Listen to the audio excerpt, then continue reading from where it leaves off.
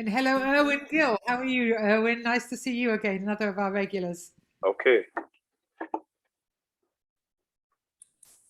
Good evening, everyone. Welcome to CAWASA webinar 2021 series, and this is webinar 21. And this evening we will have our presenters, Mr. Robert Haller, who is the Executive Director of the Canadian Water and Wastewater Association. So there's a CWWA in Canada, a role he took on after 20 years as a senior municipal administrator. Most of those years serving as the CAO for small, medium-sized communities.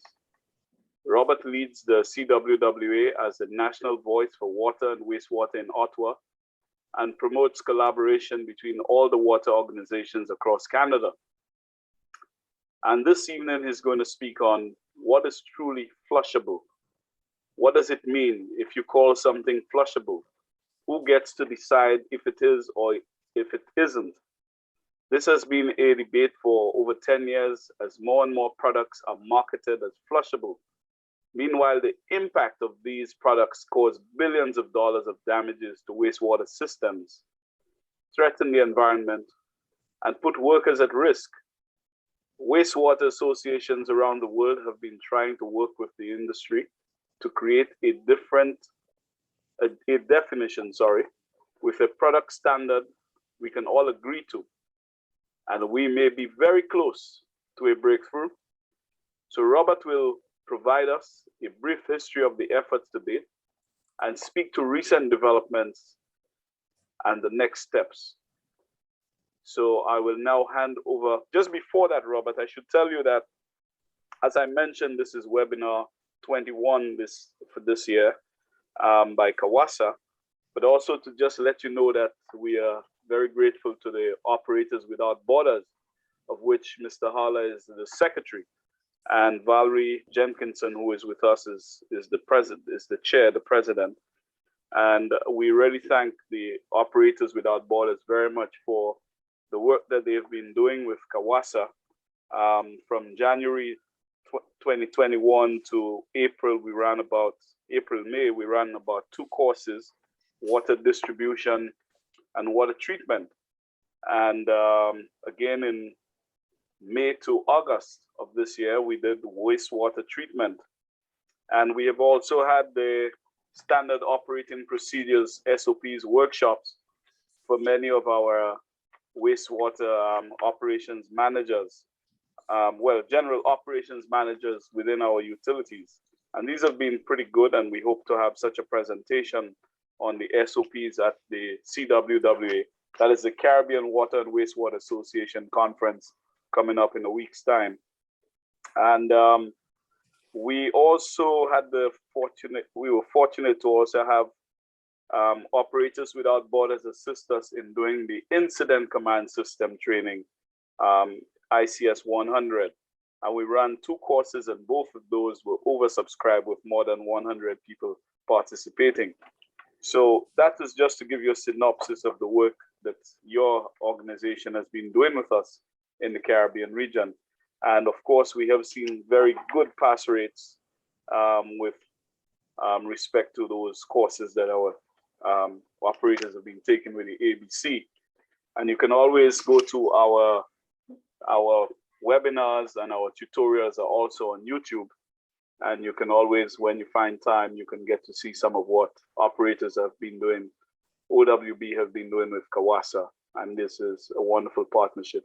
So over to you now, Robert. Great. Thank you. Thanks, Ignatius. It's great to be part of this. I appreciate the invitation. It was sort of put together a little last minute. How long do you want me to go today? Just so Oh, you're on mute. We normally go on for about an hour. The presentations are usually about 40 minutes, 45 minutes, and a period for Q&A. It's all up to you. Great. I don't know if I got all that, but here, I'm more of a storyteller. Good. So I tell stories more so than having slides. and maybe I can speak to some of the history of this flushables issue, where it's been and where we're going on it.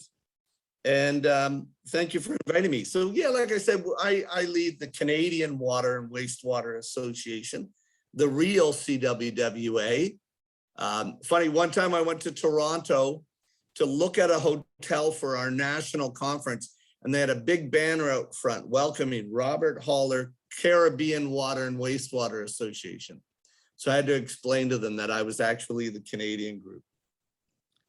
So, and I'm also working with the Ontario, the Operators Without Borders, and my role there was connecting these operators. So all the operators in Canada would belong to our Canadian Water and Wastewater Association, and we met Valerie and started to support what they were doing. And my role is really to just be that link to the operators in Canada. So excited to be working with the Caribbean. When I came onto this role after years in municipal work, I was approached by a group that was trying to address flushability and the concerns that were rising in flushability. And I came into this about 9 years ago. But I'd say we've always had problems with flushability and with fats, oils, greases that we call the fog, trying to get people not to flush those down their toilets. Medications, pharmaceuticals that they were flushing down whenever they had leftover medicine. Feminine hygiene products, and the odd paper towel. And of course, everybody with wastewater treatment plants, we see all the other things that get collected. But the big problems had been fats, oils, greases, feminine hygiene products. And we had an ongoing, consistent campaign of the 3 Ps: pee, poop, and paper, toilet paper. So we always told our residents, our citizens, 3 Ps, only 3 Ps. Then about, we'll say 25 years ago, this whole market of disposable wipes grew rapidly. There'd be baby wipes and cleaning wipes. Then about 15 years ago, some bright marketing person came up with this idea of calling them flushable. What if we said you can just get rid of them down the toilet? Wouldn't that be awesome? It makes it so easy. It's simple, it's for ease. And then they get further and they created a need for this product that toilet paper just is not good enough, and that you need to give yourself an extra wipe, and that can go in the toilet too. The fun part is that they just decided on their own, that somebody at a marketing executive office created the concept that it could go in the toilet. And if it fits in and I flush it and I don't see it, then it's flushable. The reality was there are no rules for that word flushable. There's nothing legal definition. I could put flushable on the chair that I'm sitting on. It doesn't even have to fit in the toilet legally. I could call anything flushable. So we started to suddenly see a spike in clogs and rags in pumps and blocking screens, and it grew rapidly. Why? Because I think they had introduced the concept that toilets are garbage cans, that anything can go down there. And then people weren't paying attention to what was a flushable wipe, what was labeled not flushable wipe, not that it really mattered, but this concept that toilets are garbage cans suddenly grew.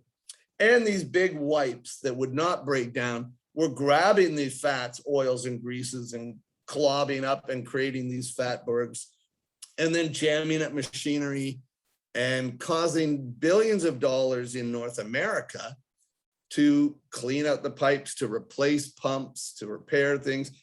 And then they would cause environmental overflows of our systems to harm the environment. And most importantly, they were endangering our operators that had to get in there and clean those clogs, deal with these messes that were unnecessary. And we saw this rapid spike once the industry started to promote toilets as garbage cans. So we were doing studies on this and seeing this as the catalyst. Now, we started to work with an industry association. They were the non-flush, or they're the flushable wipes group. They call themselves INDA, I-N-D-A, in the United States. And in Europe, there's a IDANA, it's the same group. They said in their studies, only 10% of the problem was theirs. It wasn't them, it was only 10%. But it didn't really matter because their products weren't really flushable anyways. What we could identify as one of their flushable wipes might be only 10%. But they were sold on a shelf right beside the disposable wipes and the organic wipes and the biodegradable within 50-year wipe. And nobody knew. And they're going, well, it's not us, it's those other wipes. But it's the same company. One company was making both wipes, and they would just market one as flushable. And even though it was a smaller part of their market, we saw a growing number of these going down. And then people didn't want to pay the price of a flushable wipe. So they took the cheaper baby wipes that were never intended to go down. And there was a lack of public education. There was labeling on these, were very tiny print on the back under the flap that said, do not flush or dispose of in the garbage can. It was usually verbally, not a visual symbol, not in red, and hidden. So we started to negotiate with INDA, who decided, well, they have a standard. They made up a standard for themselves, and they put it in a guidance document. Except they never consulted with anyone in the industry, anywhere in the world. They made up their own standard. So we started to question them as to who should decide what's flushable. Should it be the manufacturer of the flushable wipe, or maybe should it be the owners of the sewer systems and the treatment plants? I compare, who should decide what is vegetarian? Should it be, the beef farmers decide vegetarian? Who should decide what is Jewish kosher? Do I ask the Catholic Pope to decide? No, I wouldn't. So it made no sense that the manufacturer of the wipe gets to decide what is and isn't flushable. So we started negotiating with them, and we worked towards a guidance document number 4. If you're into this discussion, we call it GD4, guidance document 4. But every time we got close to something that we thought would be acceptable to our systems, they put it to a vote of their members, who are the manufacturers, and they would vote it down because it would put them off the shelf. They weren't about to pass a standard that would take their product off the shelf or force them to re-engineer their products in any way. So we couldn't come to an agreement on the GD4. I was also working with them on a code of practice, and we came to really good agreements on how things should be labeled, that anything that is used in the bathroom and could potentially go down the toilet, from counter wipes, face wipes, baby wipes, everything should be labeled do not flush. And it should have a very clear red giant slash on it. It should be marked at the point of purchase when I'm going to buy it. It should say somewhere clearly so that the person buying them sees, is this flushable or not?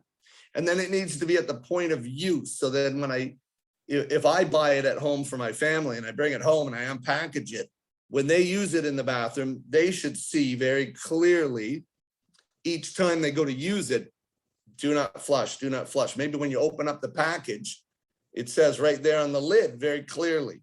We came to great agreements on that. Unfortunately, we could not endorse their code of practice because it was based on their GD4 standard of what is flushable, and we couldn't agree on that. So unfortunately, it sort of fell apart. And a big part of their problem was it was voluntary. So a lot of manufacturers were not part of this INDA association, and then a lot of them just chose to ignore this voluntary standard and this voluntary code of practice. So it was proving to be fairly useless. So we decided we'll go to the international market and we'll create an international standard through the International Standards Organization, ISO. Of course, that involves working with the stakeholders, except the wipes manufacturers overwhelmed that committee. They named so many wipes manufacturers representatives from different countries that they overwhelmed that committee, and they purposely frustrated the progress of that group. We could fly everyone to a meeting from around the world, all go to Spain and spend thousands of dollars, and we would spend 2 days arguing about the agenda or point of privilege and all these bylaw reasons why you would stall a meeting so we could never, ever get to any work. And unfortunately, that failed. But here we are in meetings with wastewater professionals like us from around the world in a room together going, what are we going to do? So we formed the ISWFG, which I wrote it down here because I always get it a little wrong. International Water Services Flushability Group. But here we have representatives from my Canadian association, 2 American groups, WEF and NACWA, Spain, Israel, Turkey, New Zealand, Australia, England was involved, working out these, Japan, and we're trying to work out something that we'd all agree to. And we did, we came up with a PAS, a publicly available specification. It's really great. And then, we developed that. We're up to PAS 3 that we've tightened, and we have a couple variations for different places because their systems are different. Their product lines are different. So we are working with all these different countries to create this. Meanwhile, we're trying to pursue this in the courts, which is a very American way, not as much Canadian, but we put forth a formal complaint to our federal government, complaining about products and false advertising, claiming something to be flushable when it's not. It seems to be stalled at my federal government. It hasn't gone anywhere in about a year and a half. Part of that's COVID delays. Meanwhile, in the United States, a number of cities were suing the manufacturers of these flushable wipes. And they were suing them for the damages done to their system, the costs for the repairs, the overtime, the pump replacements. One of these was DC Water. Another one was Charleston, South Carolina. And during the deliberations in South Carolina, Kimberly-Clark came to the table. And Kimberly-Clark is the largest manufacturer in North America of these wipes. They own the Cottonelle brand, which is very popular. And they came to a settlement with the city saying, from now on, we will not label any of our products flushable unless they meet the IWSFG specification. Well, that's amazing. We are so excited that they accepted that standard.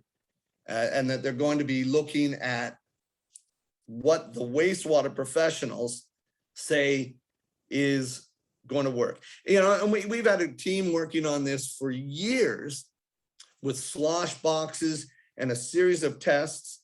We created the protocols for testing to make sure it gets through a toilet. Will it get through a line? At what angle of the line? Will it break down within so many minutes so that it will be similar to toilet paper and get through a screen, get through the pumps? Does it float or does it sink? Will it break down? All these tests that were created. So now Kimberly-Clark says they want to use our standard. And since then, we have 3 other companies that are coming on board and they want to have their product tested. Problem is, the IWSFG is just a bunch of guys on a Zoom call, just like this. We've been meeting in this format for a couple of years now and chatting every month and sharing scientific data. We paid jointly to have research done at some universities that confirmed the breakdown of these products and confirmed our standards. But we really were just people meeting online. So now I'm in this rush at this moment to formalize what IWSFG is and will be. So we will be a separate corporation, separate from CWWA, separate from WEF in the United States. It will be its own association or not-for-profit corporation registered in Canada, but it will have a board of directors that are international.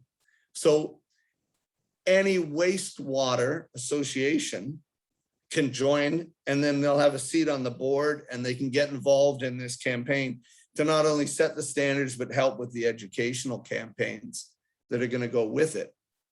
So I'm registering that right now in Canada. I'm working with some of the major players that were my partners to get us to this point, to bring everyone on board that they're comfortable on how this is going to work. So I'm trying to work on that right now. International board, we'll set the standard, we'll confirm the testing and protocols, but we're going to have a third-party independent laboratory test the products. And we've got a couple laboratories lined up already that we've certified. So if you have a product and you would like to call it flushable and use our logo, then you would approach us. We would have you send your product to this third-party lab tests come back, and if it's confirmed and we take a look and we're happy, then we will license you to use our IWSFG logo on your flushable products. With that comes an obligation on the part of all of these wastewater associations to educate the public with the manufacturers. We want to work on this together. Kimberly-Clark, I think, hopes that they're going to corner the market, that they're going to be on the shelf with our logo, the only ones, and they're going to have municipalities advertising for them, which is almost where I told them, if you cooperate and you get a flushable wipe that matches our standards, I'll be a spokesman for you. I don't care. So, it goes back, we've had debates in the past within our membership that we should never accept anything down the toilet but the 3 Ps. We should stay pee, poop, paper, never, ever change our minds. We're just going to open up a whole Pandora's box, but it's not defensible. This is going to court more and more, and we could never stand in court and just say never. Well, why? Never. And the judge would say, but based on what? We just don't want it. That wouldn't fly. So we've come up with the standard and we think it's reasonable, and it's been tested in university laboratories, and now we have a process. So now we have to tell the public, hey, we've been saying 3 Ps forever, but 3 Ps and this logo, and if it does not have this logo, it is not flushable. And we're going to work with all of these international associations on campaigns around the world, we hope. And I'm going to be working with all the Canadian members to promote this to them. So we have a big obligation there. This is all happening so fast after 10 years of slow progress. We suddenly have a standard that's recognized. We have a legal agreement. We have support. We have labs set up to go, and this could be happening quickly. So we hope that more countries around the world would come on as partners. If any of you want, as a wastewater association, want to come on board with us and be involved. Oh, sorry, there's my dog as my kids are leaving. If any more of you want to be involved there, we welcome wastewater associations that are interested and want to solve this problem. Perhaps the last part of this is database, understanding where we're at. It's been very difficult to have our wastewater utilities gauge this. It's, you know, we're always telling these stories anecdotally in court about the damages, but it's been difficult to identify exactly how often, what was the cause, was it flushable wipes, was it non-flushable wipes, what was the cost of overtime, what was the cost of the pump repair, what was the impact of that sewer jam for 3 days and the overflows. Those are hard to put values to. So that's been a struggle on our part, but another project that we're working on right now. With that, maybe I'll see if I can pull up the logo that we were working on. I'll try my share screen here.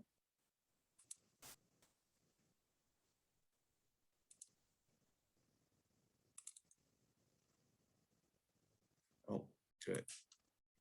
Can you guys see that? Hopefully. Good. And this is an agreement that we're working through right now with Kimberly-Clark, but you can see our logo there. We're going for the one on the right that's not in the black box. It shows 2 pieces of toilet paper clearer. The blues are better. The lettering and everything's a little more defined with the IWSFG. We are avoiding words, even in Canada, I'm required to have, if I put English, I need to put French. In the US, they need Spanish, and Japanese would need theirs, and everyone has differences. So it's just an IWSFG logo. With that, maybe I'll open up if anybody has any questions. See if I can stop sharing here.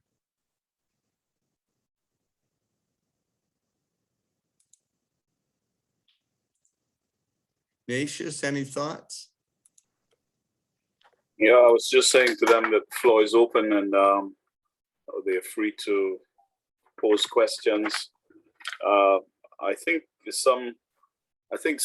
recall some years ago I had received, there was some international grouping, I don't remember the name now.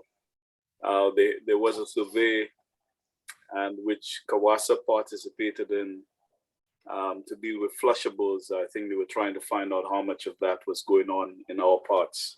And but I haven't seen much of that anymore. But I think there was supposed to have been some international forum, but we didn't get much feedback.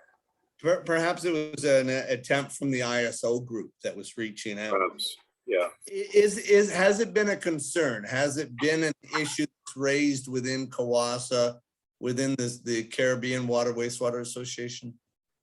Well, for the region, I haven't heard a lot about it because the truth about the Caribbean is with wastewater systems, there, I mean, in many of the Caribbean countries, maybe in Trinidad, you may have about as high as about 30% where you use centralized sewage systems.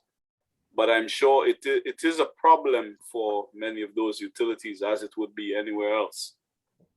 In our parts, I think there's a lot of use of the septic tank soak-away type systems, which are not connected to the grid. And then particularly in the tourism sector, where they use a lot of the package treatment facilities. So that may be a problem there for them, but I haven't heard much talk about it. As it is, some of these are best kept secrets. Yeah, and these are called, well, they say that they're sewer and septic safe, which is crazy. Yeah, our family has a farm that's on a septic tank, and we wouldn't want to be messing with that. And I've lived on board ship in the Navy, and we were very careful about what we could do there. I think everyone needs to learn to work on that. But yeah, the hospitality industry has been a concern. Hospitals and the new products that are constantly created in hospitals for wiping and caring and gloves. And we saw a massive influx of gloves and masks being flushed during COVID. And they'd come into our central, but people with septic systems, I hope, are a lot more diligent because they have to deal with the outcomes. Yes, indeed. That would be, I think households would be wary of this because many people would have, in many places, for example, a lot of the female sanitary hygiene products, they would post notices and have special disposable bins for these types of products so as not to clog their systems, because that can be a major problem. So we did some surveying in the United States about what would you flush, and would you flush this at home? Oh no. Would you flush it at the restaurant or in the shopping mall? Oh yeah, they would do it there. Oh no, if I flush that at home and it caused a flood, my husband would kill me. But if I flushed it downtown, I'm safe. But it was true. And the results were amazing how many people openly admitted they would do things in public places that they would never do at home. Yeah, Ezekiel, you wanted to make a point? Please go ahead. I think you guys are involved in the business, so it would be good for you to share with us some of your experiences. Yes, what I was saying is, even if there is a lot of public relations going around, you will still find a lot of people flushing a lot of things down the toilet. And there is no way to pinpoint where exactly or which house it is coming from. And then I really wonder, what would you be able to do at the plant to solve some of these problems? Right. So, well, through the education, I know it's the hardest part of our jobs always is public education. We are trying to work with the large retailers and the, however retail systems work, or, our purchasing and restrictions on what can enter a country. That could change if things are changed as far as legal laws, and we can cut down on anything being allowed to be called flushable. There are products that, the industry, the manufacturers say it's our fault because our systems are lousy. And if only we had better systems, and if we re-engineered them all for billions of dollars, this would be fine. We see products like, I think it's called the Muffin Monster, that are grinders. You can buy more grinders and install them. They're expensive. They're expensive to install and repair and maintain. It just seems unnecessary that we're putting this extra equipment in to deal with products that are not necessary. But there are methodologies to try to deal with it as best as we can. I'm just remembering a couple of instances. First off, in Guyana, where they were having just a lot of blockages in their system, and especially at one corner of the downtown area, and they had to go down and clear everything. And what they found when they went into it was condoms, and thousands and thousands of condoms that had been flushed down. And I don't know who got the job of actually counting them, because they counted how many there were, but that was one big no-no that was there. And then when you take a look at what happened in Barbados with their systems, with the wastewater last year overflowing into the streets, and the huge cost there was to the tourism industry. And I look at what happened in London, England, with their monster fatberg, and that was a lot of the oils, fats, and greases congealing with flushable, what they say are flushables. So it has become a major issue, and I've seen it in the Caribbean as well as many other places in the world. So it's something that is causing a major problem, not just at the treatment plants, but in the systems as well, the distribution and collection systems. Mm-hmm. And the wipes are just the start, and we're dealing with them, and they have been coming. They're trying. We could be working with the wipes, but there are so many other products that are coming. I've seen them. There's flushable toilet scrubs. You can scrub it, and it's got a plastic handle that they say will break down, and you can flush all of that. And there's a mitten for wiping yourself, which they call the shitten, and it's marketed as that. And there's man wipes, and there's all sorts of products that they're planning to push out there as intended for easy disposal. So we've got a lot of work to do as these products come up. And I think rather than us redesigning our systems, we need to get these into enforceable regulations. Shannon, you've got something that you can contribute here. Yeah, I was saying that majority of the damages we get to our sewer pumps are done when you service them are due to non-flushable towels and stuff like that. I have seen all kind of things in the sewer networks, and even when we have overflows in the city and stuff, is most likely it's a rag or some kind of thing like that that causes that same issue. Mm-hmm. Yeah, and do you track the damages or the cost of that repair? Do you in your logging? That's the hard part. I can't get utilities to track what that damage is, so that when I end up in court with the wipes or these others, I can give them legitimate dollar amounts. But well, invoices, estimates are done with these jobs, but however, you cannot trace what belongs to who. When wipes go down the system, after a while, you actually have no, they cannot be recognized as to which company they belong to or which household it belongs to. So it's just basically put in our system. So that's the difficulty we have with that. yeah, it's scary. It's been Barry Orr, who I work with, and has been one of the leaders of this international group, and he led the research. It's funny how easily they can identify these products. Sometimes they'll pull them out and you can still see the logos on them. He has products that are labeled as flushable that have been sloshing in a box for 3 years and have not broken down one tiny bit. And then we can find that same product when we clean the pump and the screen at the treatment plant or pumping station. Has anybody in your utilities done anything on public education at all on flushables in the Caribbean? Any of your utilities?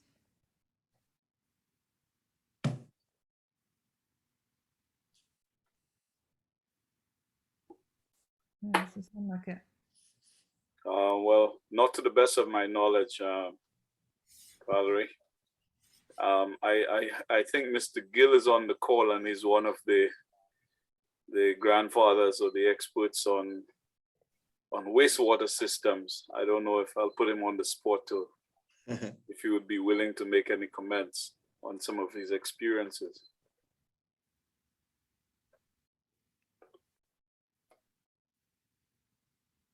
You can unmute yourself and put your video on, maybe, Erwin. He doesn't know how to put his video on. He can unmute. That's okay. Yeah, so I know that the systems are different, and they are, it's very difficult for us to try to create an international standard.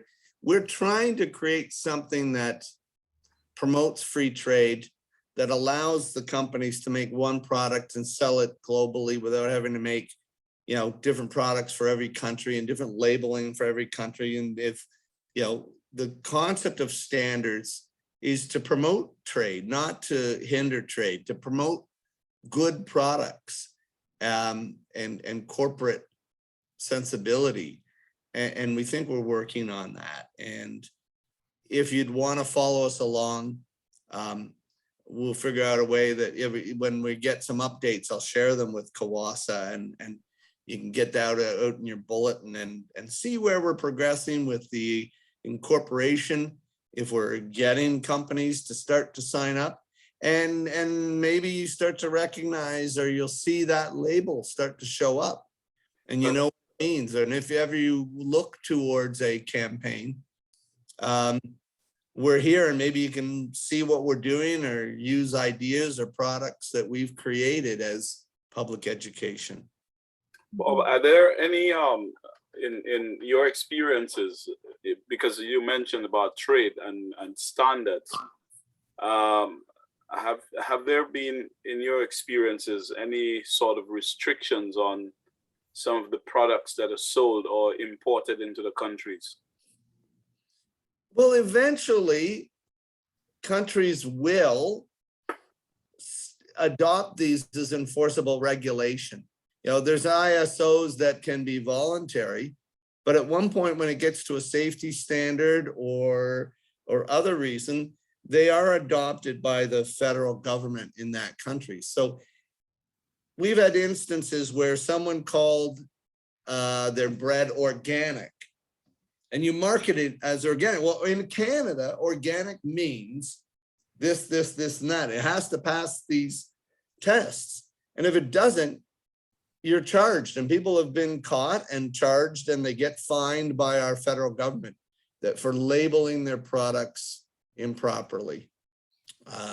So we hope to get there with this, and the same in the United States. And following these legal battles and some of the victories, different states are passing restrictions on products that can be sold in their province.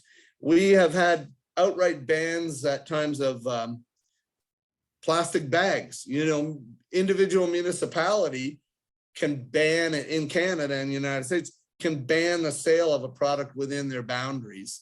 And it's happened with products, and we're eliminating plastic straws and all sorts of things. And we can get rid of these if we have the political will. You know, a great concern of this is plastics in these products. These wipes are filled with plastic bonding that ends up as those micro beads or smaller that are entering into the water system. We can't capture them in the wastewater treatment cycle. And we see a large amount of plastic that's then released back to the water, or it's captured in our biosolids. And then that affects our ability to use the biosolids for reusable purposes in fertilizer and land use application, the more plastics that are in there. So, you know, part of the things we're trying to do is get the plastics out. And you know, I've joked in the past that we've complained to the public how much this costs, and they didn't seem to care. But we've complained that it puts operators in danger, and they didn't seem to care, at least up here. We said, oh, there's plastic, could hurt the fish. Oh, well, we got to do something about that. So whatever angle I can work, and if it's plastics and fish that gets people upset, then we'll work that angle. If it's plastics entering the food process through biosolids, whatever we can use to motivate people to regulate and restrict these products. But it's about stewardship. There's our whole industry, and I'm on so many campaigns that everybody thinks we just throw another filter on, that we just change the pump. We just do, it's our problem at the treatment plant, and we can throw anything at you and we'll just get it and treat it. And we all know that just, it's not that simple. And there has to be product stewardship.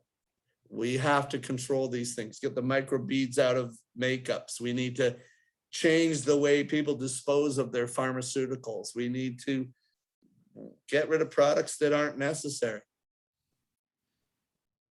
I'm thinking, Ignatius, that this would be something good that Crew could take on, because they, Chris Corbin and his group have had a huge campaign against plastics in the ocean. And that's a really good point, Robert, is that there's a huge impetus in the Caribbean because of the impact on fisheries, on the coral reefs, on the oceans, the plastics washing up.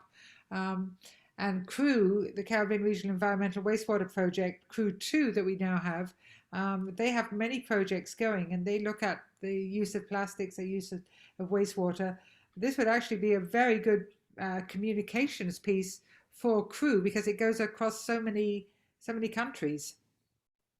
Yes, indeed. I think these are considerations that would be in there. In fact, the plastics and the styrofoam, and several countries have actually put bans on certain plastics and tried to set policy in that context for solid waste and so on.